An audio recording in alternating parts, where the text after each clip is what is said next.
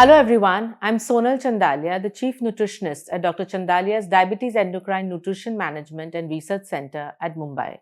So colleagues, we always face a difficulty when patients approach us and they always ask, and as a healthcare professional, you might have also faced that what do we eat, doctor? Or what do we eat today? What do we eat tomorrow? How do we replace the foods? How do we get a variety in our foods? So many times we are stuck and at a juncture to try to explain to them that what are the healthy options that they can actually consume and how do they get rid of the junk food that they're normally consuming.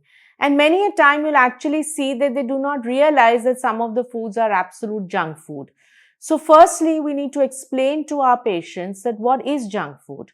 So junk food is food which will be high in calories, high in sugar, high in fat, which are all the kind of macronutrients that we don't need in high amounts, but unfortunately they are low in protein.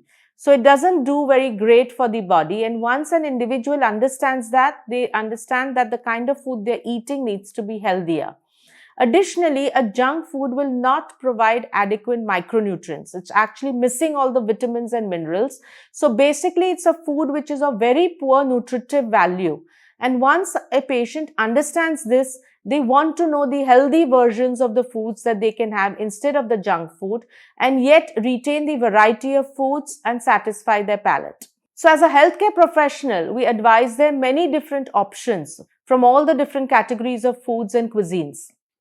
Firstly, we would advise that they completely avoid white bread and any bakery products which is made from maida like naan, rumali roti, as well as biscuits, pastries, etc., which is all refined flour.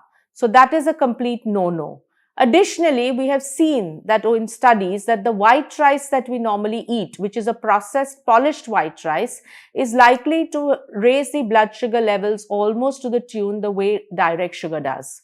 So the most important thing to remember that sometimes it's not only rice which is a culprit and to blame it, but the problem lies with the processing of that rice. So if that rice is highly polished and processed, it tends to behave like direct sugar. But if it is a parboiled rice or it is a brown rice or it may be an option which is an unprocessed rice, it may sometimes work well in a well-controlled diabetic. So one has to really see and ask the patient to see their 2-hour-PPs with the particular kind of quality of rice that they're consuming and then consume it. So in this scenario, what should one opt for in the cereals? The cereals should be usually whole grain. They can be multigrain without the maida. They can be bran or have that particular fiber in them so that the glycemic index of the food is low. And this should be the case whether it is breads, whether it is chapati or any kind of cereal that is being consumed like a porridge or a gruel or a khichdi, etc. So when we find that, we need to guide them that you can have these particular options, and important is how they cook it. Instead of cooking it in a fried version or with a heavily oiled version of it, it needs to be cooked as steamed or plain, or it can be just simply, the vegetables sauteed and put into it so that it doesn't make it into a fried version. So some of these things when kept in mind, the healthy version is possible. Secondly, when we consider in terms of desserts and other very heavy kind of foods that people land up having when they are cooking. So what is really avoidable to make and which needs to be removed from the diet is the heavy creamy kind of desserts that people tend to have, which is in the form of cakes and pastries, because not only are they refined flour, but they also are very high in probably kind of margarine or in fat. So it is kind of a double trouble that one faces when they consume that, and their blood sugar control will not be maintained well. Also, there can be vegetables which are made in very heavy creamy gravy or they are fried, which are also avoidable. Now, in the options of cheese, which many people and many patients have a question, is that which cheese can we have? So remember that cheese having saturated fat, because it's a milk product, there are many varieties of cheese. It's usually the cheddar or the mozzarella which has got very high saturated fat because the total quantity of fat is higher in that form. But there are certain other forms which may be having lower fat, which I'll discuss. So some of the options that can be consumed then are, as dessert, is to rather opt for a fruit platter with certain portion control when you take the fresh fruit with the skin. For a well-controlled diabetic, maybe a small amount of dried food may be allowed if they need in the dessert, but in a certain portion control, so that again the concentrated dry food does not cause hyperglycemia. As far as vegetables go, we want it to be more in a salad form. It can be with a low-fat skim curd as a dip. There can be more salad greens which can be put in a sandwich, or the particular vegetables can be just steamed and just given a particular garnish, or they can be stir-fried or sauteed, but not undergoing long-standing cooking and being fried. Now, as far as the cheese goes, the options are the different versions of cheese which you may have, like Edam, Parmesan. You have feta, which is a goat cheese, brie, or even cottage cheese, which is made from skim milk or a low-fat yogurt. So some of these are better options to the cheddar or the mozzarella or the high-fat cheese.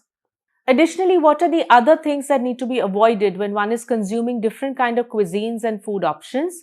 We must remember that it's usually the deep fried foods and snacks and as farsans as we know it, or which may be in the form of French fries or chips or any kind of deep fried farsan, which needs to be avoided as snacks. Also in the non-vegetarian options, we would like that usually the ones which have high saturated fat, which are usually mutton, beef, pork, sausages, all these are highly processed meats, or the particular cut is not a lean cut, so contains very high saturated fat, needs to be avoided. Egg yolk may be optional sometimes and be recommended because it does have fat and protein as we know it today, but that remains to be seen and will be highly individualized. Additionally, it can also be peanut butter, a high amount of roasted, salted snacks. So some of these are actually very detrimental because they contribute to the high fat intake and also not the right quality of fat. So what one really needs to keep in mind is also the method of cooking. That means it may be grilled, it may be steamed, you do a sauteed version, a baked version, a very light cooking, a quick cooking, so we don't do long-standing frying. We opt for these kind of processes of cooking over the highly fried methods of cooking that are used sometimes in the industry or in foods that we eat out or order in. We also need to remember that lean meats such as the chicken breast or leg without the skin, fish which may be also having omega-3 is healthy, and egg white which is pure protein. So these are better options in the meat intake over the other options that we mentioned earlier. Now, when one is eating out or ordering in, which is usually kind of the order of the day today, where we see everywhere that all different cuisines are available at a fingertip and you can order, we need to understand the different cuisines that one consumes and also how to make correct options in that. So when one goes maybe for an Italian cuisine, one can, order a soup because we do not want the corn flour. It can be like a roasted tomato soup. One can go for the pasta, which usually is not rice based, but is an Italian durum wheat based, available everywhere.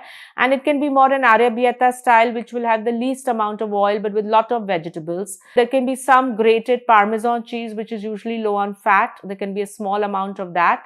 And once you have loaded it with a lot of vegetables and on the side you have a good salad which may have extra virgin olive oil, a lot of different vegetables which are green vegetables as well as all the array of color of vegetables, an Italian meal becomes quite healthy and more like a Mediterranean meal. If one opts for a Mexican cuisine, then again a clear soup or even can be a bean soup, because usually the Mexican cuisine has a lot of versions with beans, which is healthy, but we do not want it to be refried beans. We want it to be a healthy method of cooking of the beans. So one can go for tacos and that can have all the salads in it and that makes it healthy, and the kidney beans that one may have with it should not be usually refried. One can go for a good salad also with it, which is also can be full of beans and can be like a Buddha bowl, and these kind of help in making that entire meal healthier. If one was to opt for a Chinese cuisine, sometimes there are greater limitations because most of the food there is usually based on made in rice flour. But if one needs to take that option on a given day, one will have to check their 2-hour PP after that, and the individual has to be told and conveyed that please check your 2-hour PP and see that it is not risen with the rice intake that is there in a Chinese meal. And therefore, we try to give an healthier option within a Chinese meal, which may be to go more for a stir-fry vegetable. Maybe instead of the rice-based noodles, just go for a piece of whole wheat bread, even though that's not part of a Chinese cuisine. You can go for the low-fat tofu or the silken tofu. There can be an option to have brown rice instead of the regular rice, which will really help when one is having any kind of Chinese cuisine. Now, when it is our very popular Punjabi meal, we find that sometimes the rumali roti, the naan is all maida, is all refined flour. So the best options there is to go for a paratha or a missi roti, which is a combination of, besan or the chana flour and whole wheat flour. So those are better options, or even a makai roti, which is corn based, which may not shoot the sugars up as much compared to a maida roti. One can opt for the green vegetables, which are not cooked in very heavy gravy of oil. So you prefer the green veggies, which may be sometimes made with, which can be like sarso ka saag. It can be more, which is brinjal based, like a bharta. They overall need less oil in the cooking itself.